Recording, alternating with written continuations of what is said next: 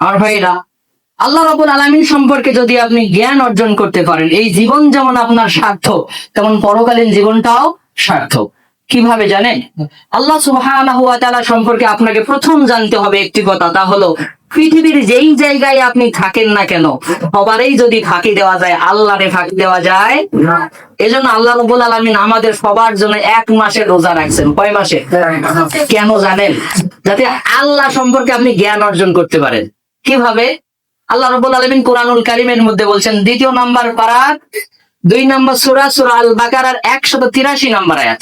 আল্লাহ বলেন, ইয়া আইয়ুহাল্লাযীনা আমানু, ওহে বিশ্বাসীরা শোনো, কুতিবা আলাইকুমুস সিয়াম, তোমাদের উপর রোজা ফরজ করে দিয়েছি, কামা কুতিবা আলাল্লাযীনা মিন ক্বাবলিকুম, যেমন ভাবে রোজা ফরজ করে দিয়েছিলাম তোমাদের আগে যারা দুনিয়ায় আসতো তাদের উপর, লাআল্লাকুম তাত্তাকুন, আশা করা যায় এর মাধ্যমে তোমরা মুত্তাকি হতে পারবে। সুবহানাল্লাহ বলেন।